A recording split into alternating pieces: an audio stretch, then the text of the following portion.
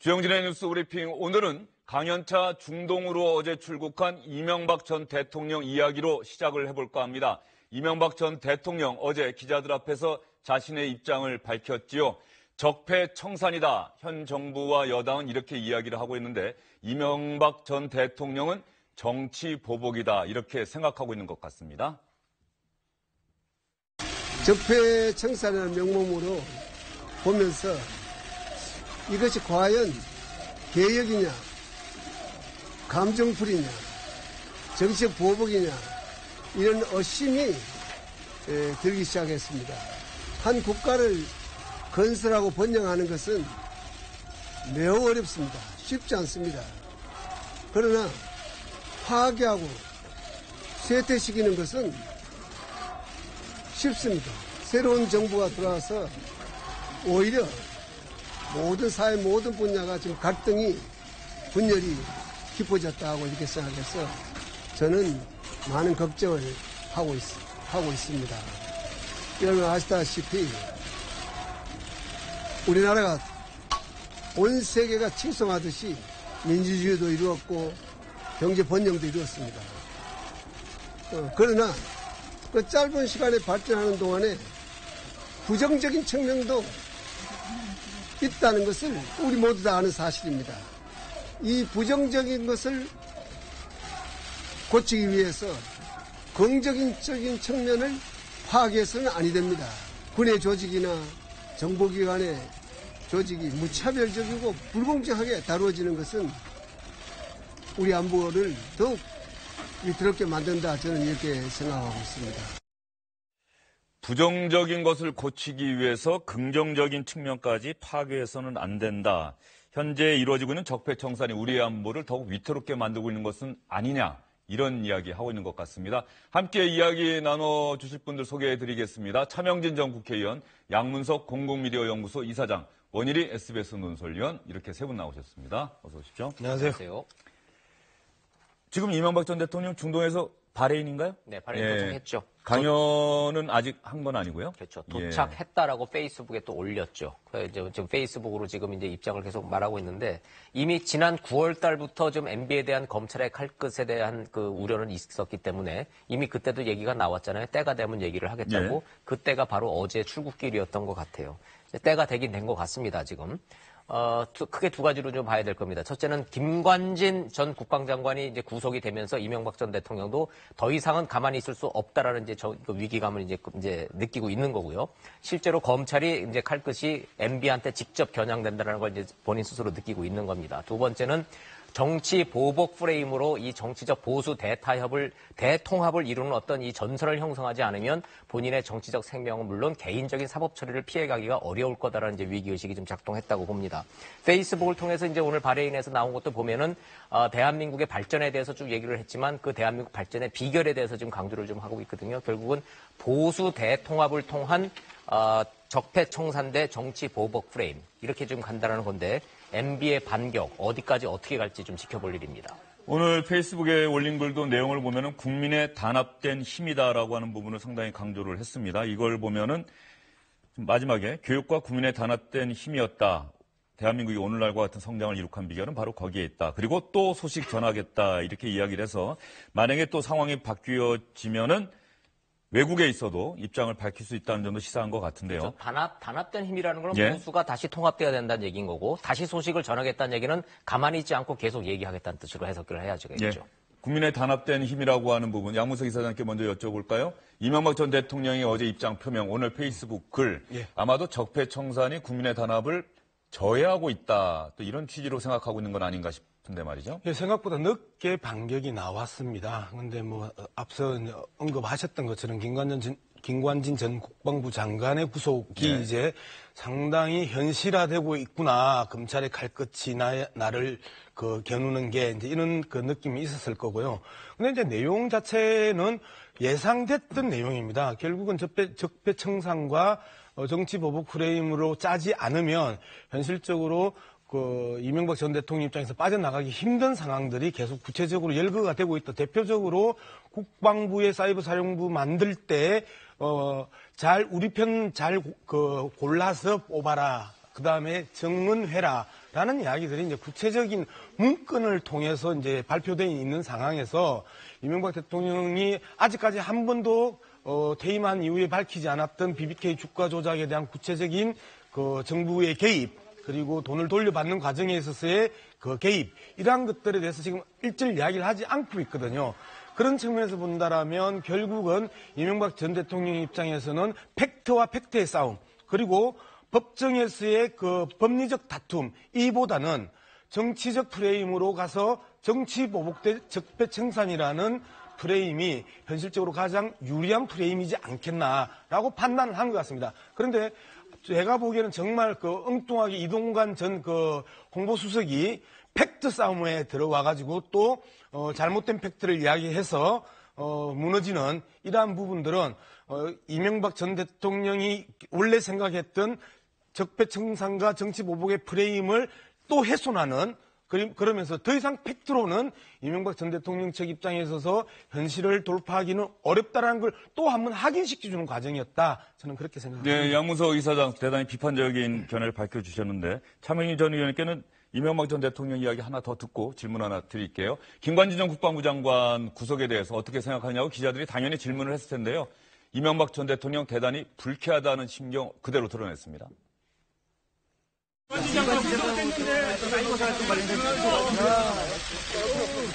2013년 국정원 대표 상식에 벗어나는 질문하지 마세요. 그 상식 안 맞아요. 그러니까 잘못된 것이 있다면 메스로 환부를 종양을 도려내면 되는 거지. 지금 전체를 손발을 자르겠다고 도끼를 들고 하는 거는 바로 국가 안보 전체의 위태로움을 가져온 일이다 하는 그런 말씀이니까 그렇게 이해해 주시면 될 것 같아요. 그리고 세상에 어떤 정부가 그런 댓글을 달라고 지시를 하겠습니다. 그리고 대통령이 그렇게 대한민국 대통령이 한가한 자리가 아닙니다. 시시콜콜이 그런 거 지시하고 받고 한 일 없습니다. 이동관 전 홍보수석도 원래 말씀 저렇게 신중하게 하는 편 아닌가요? 상당히 좀 격앙되어 있다는 느낌이 납니다. 예. 아니 이제 제가 MB를 좀 관찰한 바에 의하면 MB가 되게 겁이 많은 분이에요. 이명박 전 대통령이요? 예, 이명박 대통령이. 그래서 상당히 쭉 상황을 쭉 검토하고 본인에게 확신이 서지 않는 한 나서지 않습니다. 이번에도 상당히 이제 이 적폐청산과 관련해서 현 정부의 칼날이 본인에게 올 때 상당히 주변 참모로부터 빨리 나서야 된다라는 조언들을 많이 오랫동안 들은 걸로 알아요. 근데 본인이 이제 상당히 주저주 하다가 지난번에 페북에 한마디 하고 이번에 이제 바레인 가면서 거의 이제 본격적인 자기 의견을 드러냈습니다. 그리고 그 이동관 수석 지금 물어보시는데 이동관 수석이 제가 알고 있기로는 MB 참모 중에서 좀 전투형이에요. 사실은 다른 분들은 되게 이제 그림을 그리는 형인데 이동관 수석은 사안에 대해서 직접적으로 대응하는 그런 전투형 참모가 네. 지금 바로 붙었습니다. 무슨 얘기냐면 MB가 드디어 이제 전면에 나섰다. 이렇게 이제 우리가 알 수 있는데 그 이유는 뭐냐? MB가 조금 아까 얘기했듯이 상황을 다 읽은 거예요. 한 예만 들면 김관진 장관의 구속에 대해서 지금 보수층은 거의 상당히 아주 격노하고 있습니다. 제가 알고 있기로는 박근혜 전 대통령이 구속될 때보다 더 격노하고 있습니다.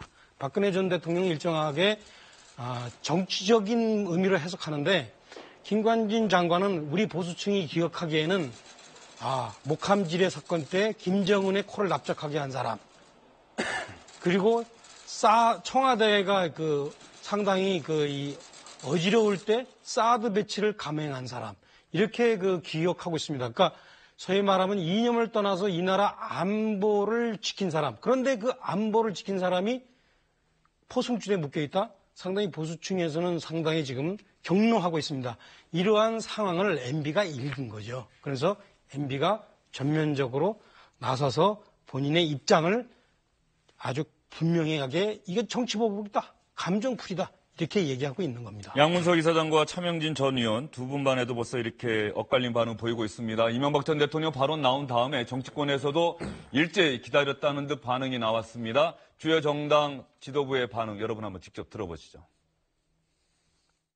이명박 전 대통령이 온 국민의 영혼인 적폐청산을 정치보복이라거나 감정풀이 등으로 표현하며 공개 비난했습니다. 전직 대통령이라면 자신에게 제기된 의혹에 대해 정정당당하게 해명하면 될 일을 정치보복이라 하는 것은 스스로를 더욱 궁색하게 만드는 일이라는 걸 알아야 할 것입니다. 청와대 정부 여당의 행태를 보니 마치 조선시대의 망나니 칼춤을 연상시키는 그런 작태를 보였습니다. 검찰과 국정원이 이런 망나니 칼춤에 동원되는 기관이라면 정권의 충견에 불과하지 국민을 위해서 존재하는 그런 기관은 아니라고 할 것입니다. 어제 이명박 전 대통령의 기자회견 기사를 보고 부끄러움을 모른다는 생각이 들었습니다. 적반하장이 아닐 수 없습니다. 현직 대통령도 법을 위반하면 처벌받는 세상입니다. 전직 대통령도 철저한 수사와 엄정한 처벌에 예외일 수 없습니다. 바른정당은 선을 넘지 말아야 한다. 이성일은 적폐놀이에 초과 삼감마저 태워먹을까 걱정이다. 정의당 한번 볼까요? 이명박 전 대통령 정치보복 프레임으로 방패막이를 시도하고 있다. 뻔뻔한 태도가 아닐 수 없다. 이렇게 보면 자유한국당과 바른정당이 같은 선에 서 있고 민주당, 국민의당, 정의당이 또 같은 줄에 서 있다. 이런 생각이 듭니다. 진영의 뿌리가 같으니까 뭐 반응은 뭐 결이 같을 수밖에는 없죠. 딱 한 가지 이제 헷갈리는 분이 이제 안철수 대표는 좀 헷갈리기는 좀 해요. 독일에서는 이제 복수하는 정권이라고 그랬다가 오늘 와서는 또 뭐 전직 대통령도 구속되는 거 현직 대통령도 뭐 다 잘못하면 처벌받는 마당에 뭐 MB라고 전 대통령이라고 피해갈 일이냐, 뭐 도대체 이게 지금 보복이라는 얘기인지 뭐 그냥 계속 밀어붙이라는 얘기인지 헷갈리긴 하는데 어찌됐든 지금 상황이 진영의 뿌리에 따라서 적폐냐 보복이냐의 그 프레이밍이란 건 이건 뭐 너무나 당연한 반응이기는 해요. 다만 지금 상황은 이렇게 진영 논리 언쟁과 논쟁을 벗어난 상황이고 사법 처리 수준으로 지금 가 있는 거군요. 구속된 김관진 전 장관이 진술을 어떻게 하느냐에 따라서 이명박 전 대통령도 지금 운명이 갈리는 거예요. 지시를 받았느냐, 보고를 받았느냐, 묵인했느냐, 방조했느냐, 어느 수순이냐에 따라서 이명박 전 대통령의 사법 처리가 구속영장을 청구를 할 거냐, 불구속으로 갈 거냐, 이런 이제 이 갈림길에 나와 있는 상황이기 때문에 지금 그렇게 뭐 진영 논리상의 마을 싸움과 어떤 프레임 전쟁으로 보기에는 사법 처리 수순이 굉장히 많이 진행돼 있다는 걸 시청자 여러분들도 좀 이해를 좀 하시는 게 나을 것 같습니다. 예, 그러면 안철수 국민의당 대표가 독일에서는 복수하기 위해서 정권 잡았느냐라고 현 정권의 비판적이었다가 이번에는 이명박 전 대통령에 대해서 아주 비판적인 의견을 밝혔습니다. 이명박 전 대통령 측의 김여재 전 정무수석 전 의원도 지냈습니다. 이명박 전 대통령 측의 생각이 궁금해서 주영진의 뉴스 브리핑에서 직접 전화 통화를 해봤습니다. 한번 들어보시고 여러분께서도 판단을 한번 해보시죠. 말 그대로 국가 안보가 걱정된다는 겁니다. 그럼 전 정부의 국정원장은 구속되고 전 정부의 국정원장은 3명 모두 검찰 포토라인에 섰습니다. 그리고 대한민국 군의 무력을 총책임졌던 국방장관을 구속했습니다. 이것이 뜻하는 바가 무엇이겠습니까? 대한민국 안보가 눈과 귀, 손과 발이 모두 묶이고 무력화됐다는 것을 뜻하는 겁니다. 바로 그런 점을 걱정하신 겁니다. 두 가지 점을 저희들은 의심하고 있죠. 첫째는 노무현 대통령의 자살에 이명박 대통령이 관계가 있다. 복수하겠다라는 복수심에 불타고 있는 것은 아닌지 하는 생각이고요. 참고로 이번에 민주당이 국정감사에서 국회의원들에게 지적해라고 돌린 국감 대비 문건을 보면 심지어 롯데 인허가가 무슨 적폐다 뿐만이 아니라 4대강 문제나 2007년 경선 때에 경선 비용을 댄 사람들이 4대강 공사를 수주하지 않았는지를 찾아봐라. 이런 것들까지 명시가 되어 있다는 것은 그것은 이명박 전 대통령을 향한 어떤 그 보복의 성격이 너무도 뚜렷하게 드러나는 겁니다. 참고로 롯데 관련해서는 박근혜 정부 5년 동안, 4년 동안 탈탈 털지 않았습니까? 이명박 정부나 이명박 대통령이나 그 주변 사람들이 뭐 돈을 먹었다거나 뇌물을 받은 흔적은 단 한 건도 나오지 않았습니다. 그 과정에서 전병헌 수석의 국회의원 시절 보좌관들이 손모은 게 나온 거 아니겠습니까? 그런 식으로 탈탈 터는 것이 바로 정치 보복이라고 보는 겁니다. 검찰의 의도는 그것이라고 보여집니다. 그러나 검찰이 정의롭고 공정한 검찰이라면 검찰권 행사를 방해하거나 반대할 사람은 아무도 없죠. 그러나 지금의 검찰이 정의롭고 공정한지는 국민들이 판단하실 것으로 보고 검찰이 어떻게 나오는지를 보고 그때 대응하도록 하겠습니다.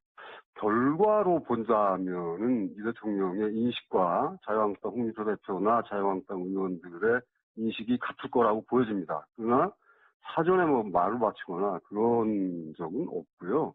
보수 야당으로서는 문재인 정부의 이 안보 무너뜨리기 폭주를 강력하게 제어해야 될 필요성이 있고 그런 것들을 위해서 아마 싸워나갈 것을 저희들은 기대하고 있습니다. 뭐 청와대는 저희들을 향해서 직접 언급하지 않았기 때문에 청와대와 관련한 언급은 필요가 없을 것 같고요. 뿐만이 아니라 그 민주당의 그런 발언들은 과거에 자신들이 했던 발언들을 되새겨보기를 바랍니다.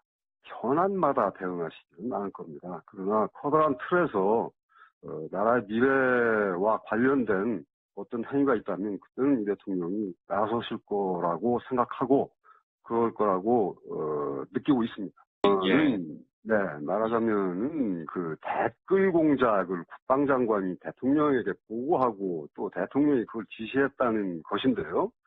그런 진술이 제가 알기로는 없었을 뿐만이 아니라 대한민국 국방장관이 그렇게 한가하지 않고요. 대통령도 더더욱 그런 문제를 지시하고 보호받을 대통령이 어디 있겠습니까? 그건 상식으로 판단해도 말이 안 되는 얘기라는 겁니다.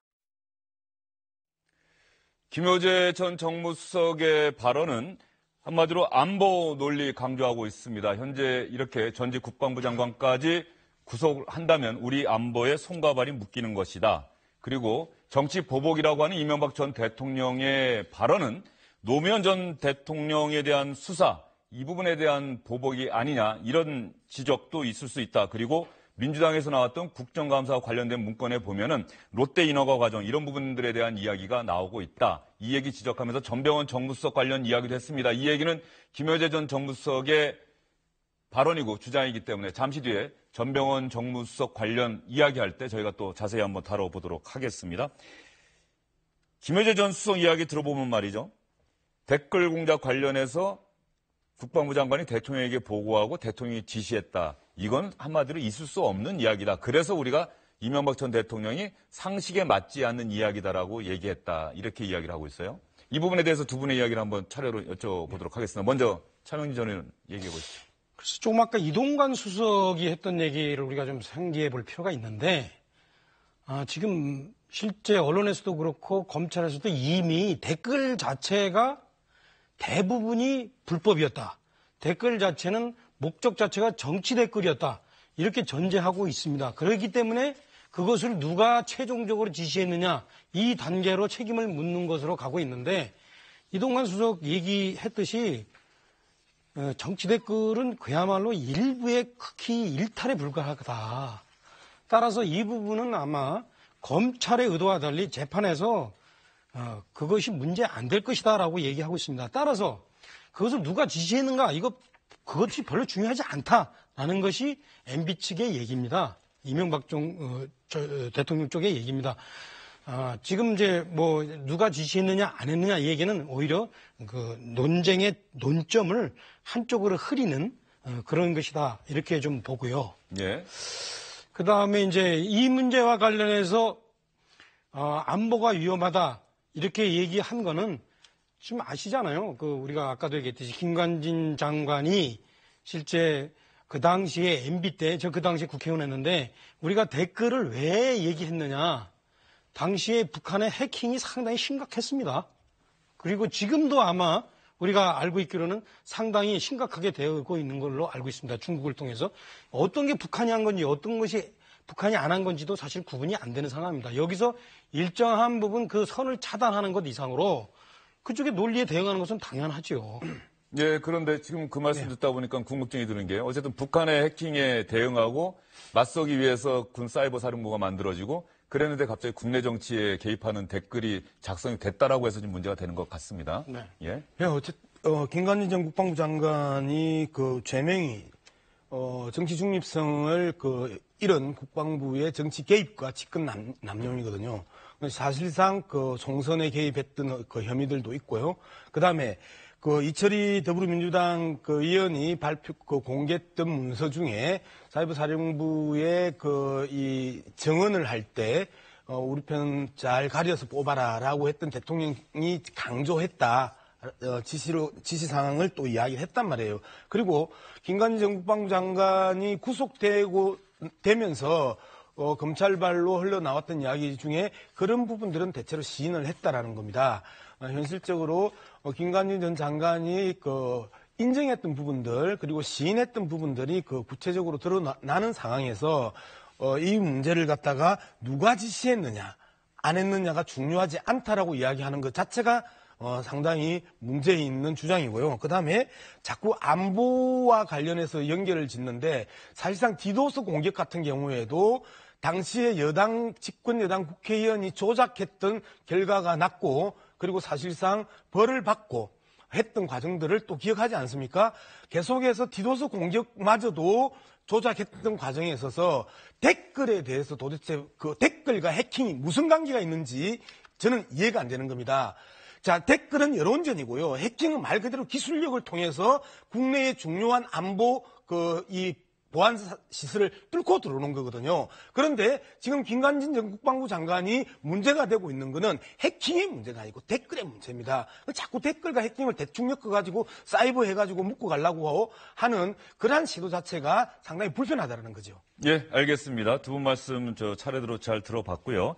이명박 전 대통령 측 검찰에서 소환하면 응할 것이냐라고 하는 질문에는 즉답을 하지 않았습니다. 검찰의 수사를 지켜보겠다라고 하는 원론적 입장 밝혔기 때문에 앞으로 이명박 전 대통령을 정말로 검찰이 소환하기로 결정하고 발표한다면 이명박 전 대통령 측에서 어떻게 나올지는 현재로서는 예단하기가 쉽지 않은 상황입니다.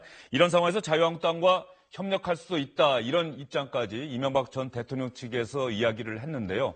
자유한국당의 홍준표 대표가 오늘 아침 회의석상에서 공개적으로 이야기한 게 하나 있습니다. 여러분 들어보시면 관심이 갈 만한 내용인 것 같습니다. 우리 당과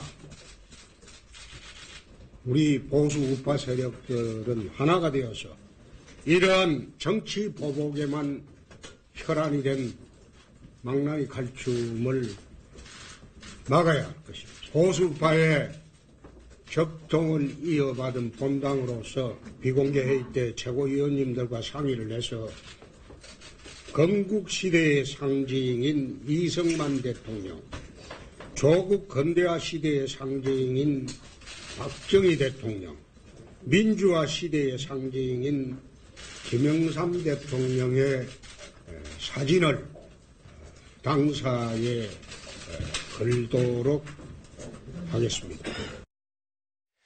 홍준표 대표는 일관된 소신인 것 같아요. 이게. 네. 예. 인식이 갖고 지금 정치적 이해관계가 같다라는 뜻이에요. 지금 이승만, 박정희, 김영삼으로 내려오는 이른바 보수 정권의 적통과 지금 이 이명박 대통령에 대한 검찰의 수사를 정치 보복 프레임으로 가기 위해서는 이 모든 이 보수 이 상징물들을 하나로 묶어야 되는 그런 이제 외부적 요인에 대한 인식이 같고요. 두 번째는 홍준표 대표 입장에서는 지금 바른정당과의 통합 과정에서 지금 내부적으로 해결하지 못한 문제가 있잖아요. 서청원, 최경환 지금 못 내보내고 있지 않습니까? 예. 오히려 지금 서청원, 최경환 징계를 위한 의총은 열지는 못하고 바른정당의 복당이 맞네 틀리다를 가지고 지금 의총을 열어야 되는 내부적 어려움. 이거다. 결국은 통합이 우선이고 선통합 후수습으로 가는 이 본인의 정치적 이해관계하고 지금 이 외부적 환경하고 딱 맞아떨어진 거죠. 인식과 정치적 이해관계가 맞아떨어진 결과입니다. 이명박 박근혜 전 대통령 사진은 앞으로도 계속 안 거는 건가요? 아니면은 상황이 좀 마무리되고 나면은 거는 걸까요? 글쎄요.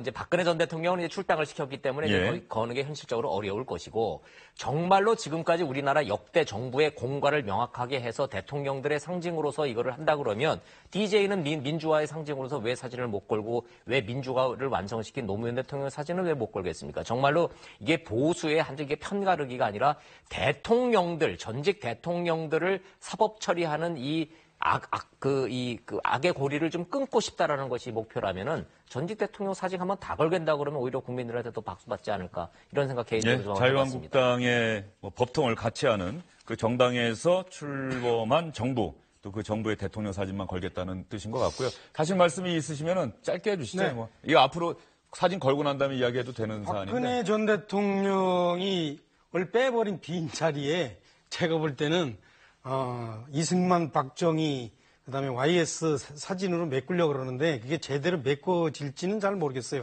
하지만 저게 어느 정도 효과가 먹힐 것 같긴 한데 왜냐하면 문재인 대통령의 적폐 청산이 좀 도와주고 있는 것 같아요. 제가 볼 때. 예, 알겠습니다. 나중에 사진 걸고 나서 어떤 반응들이 나올지도 한번 보고요. 오늘 자유한국당 의원총회가 열리는데 의원총회 자리에서 친박계로 분류되는 의원들이 새로 입당한 8명의 바른정당 출신의 의원들을 향해서 어떤 비판의 발언이 나올지 이 부분도 좀 관심 있게 지켜본 다음에 내일 이 시간에 여러분께 자세히 전해드리겠습니다.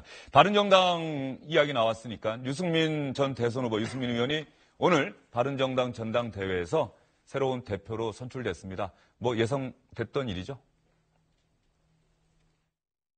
지금 우리는 죽음의 계곡에 들어섰습니다. 원내 교섭단체가 무너져서 춥고 배고픈 겨울이 시작됐습니다. 오늘 이 자리에서 저는 동지 여러분, 국민 여러분 앞에 맹세합니다. 바른정당을 지키겠습니다. 같이 갑시다.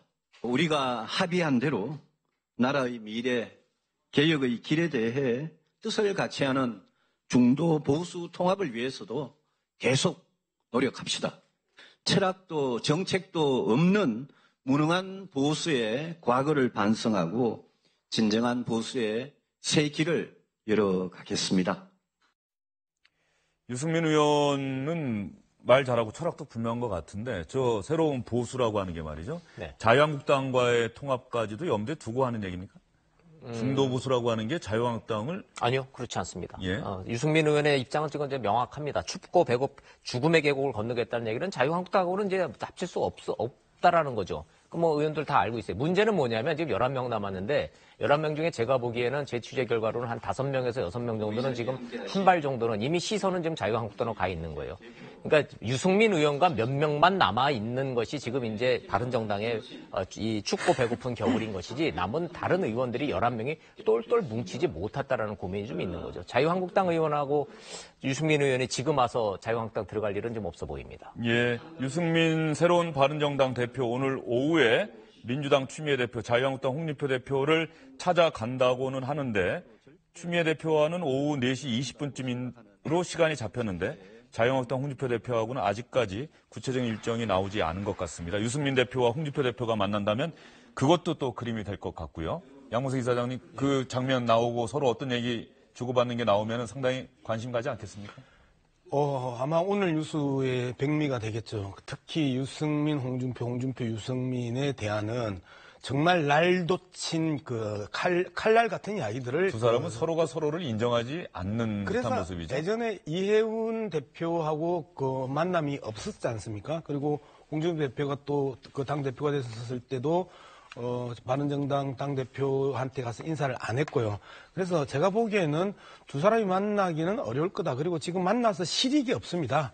양쪽에서 예전에 같은 우물 먹던 사람들이 한 사람은 침 뱉고 나갔고, 그리고 침 뱉고 나간 사람 또 불러서 또 그 빼왔고 하면서 빼오고 빼가기가 지속되는 상황에서 두 사람이 만났었을 때 뭐 말로 할 수 있는 표현들이 뭐가 있겠습니까? 상호 배신자 이야기 외에 다른 그 상징어들이 나오지 않겠습니까?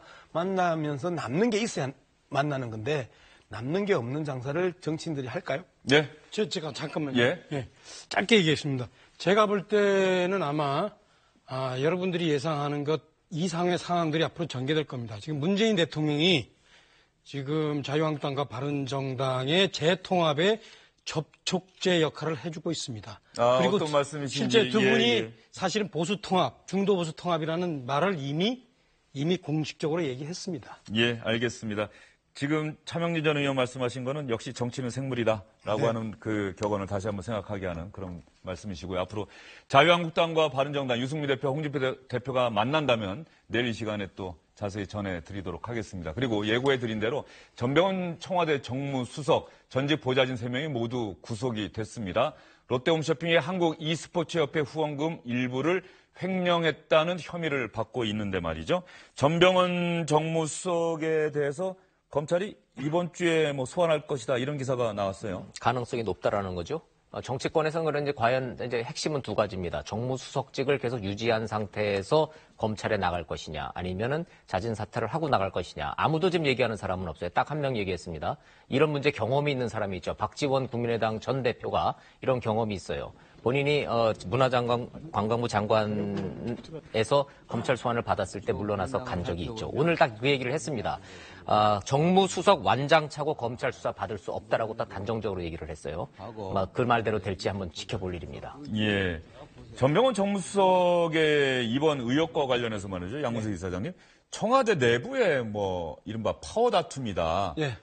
그 이른바 386 운동권 출신. 예. 그분들하고 또 전병헌 수석처럼 좀 정치권에서 합류한 세력들하고 어떤 알력이 있는 것 아니냐 이런 해석도 나오고 있는데 관련해서 들으신 얘기가 있습니까? 정확하게 해설이나 해석이라기보다는 사설 정보지 소위 말하는 찌라시에서 그 이야기가 검증되지 않은 사설 정보지에서 그 이야기가 이제 쭉 퍼졌어요.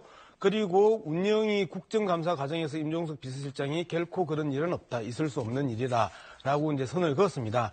현실적으로 아무리 밉다 하더라도 문재인 정부가 출범한 지 이제 6개월이 넘어가고 있는 시점에서 현재의 공공행진과 더불어 지지율 공공행진과 더불어 가장 그 고통스럽고 아픈 대목이 뭡니까? 여소야대의 국면에 있어서 예산부터 시작해서 개혁 입법을 이번 가을에 돌파해야 되는데 힘을 똘똘 뭉치고 합쳐도 그 난간을 뚫기가 어려운 상황에서 권력투쟁의 그 하나의 파편들이 청와대에서 튀어나올까? 이거는 기본적인 상식에서 출발한다라면 권력투쟁은 과도한 해석이고 적점 분열을 고민하는 어떤 다른 집단에 있어서의 그 음해 아닐까? 저는 그렇게 가공된 검증되지 않은 그런 이야기일 뿐이다라고 양문석 이사님 말씀해 주셨는데요. 전병헌 정무수석 보좌진들이 롯데홈쇼핑의 후원금 지원 그 액수 일부를 횡령했다는 의혹을 받고 있는데 전병헌 정무수석 롯데홈쇼핑 후원금 받기 전과 후에 과연 입장이 바뀌었는지 저희가 사실관계를 확인하는 차원에서 한번 찾아봤습니다. 2014년 12월인가요? 당시 새정치민주연합 의원이었던 전병헌 의원이 국회 미방위 회의에서 이렇게 이야기를 합니다. 홈쇼핑은 일단 인가를 받아놓으면 5년 동안은 어떤 잘못을 저질러도 징계나 제재를 받는 근거가 아예 없습니다.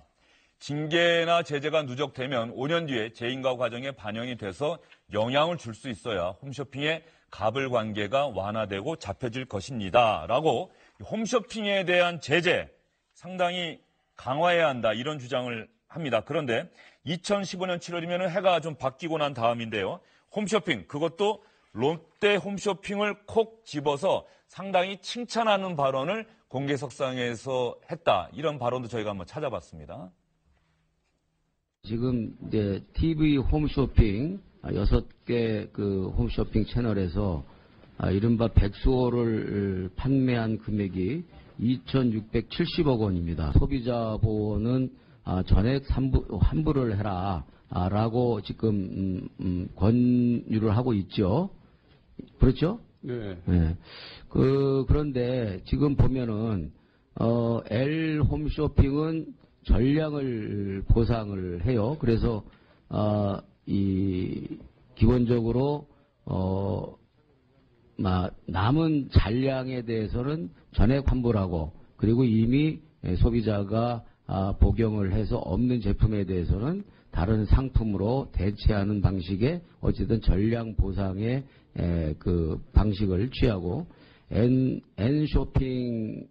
홈쇼핑은 이 모든 소비자에게 전액 환불했어요. 그리고 이제 H 쇼핑 이 4개 그 홈쇼핑 채널은 소비자가 보유하고 있는 잔량 제품만 환불을 하고 있어요. 이른바 착한 홈쇼핑 채널이 오히려 더 손해를 보고 좀 이기적인 그런 그 방침을 세운 홈쇼핑 채널은 이득을 봐서는 그것은 사회적 그 정의에 맞지 않죠.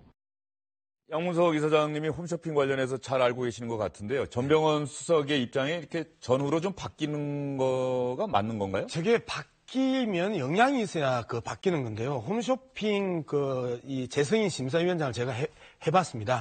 예, 그렇습니까? 그리고 야당 쪽에 그 당시에는 홈쇼핑 재승인을 줬는데요.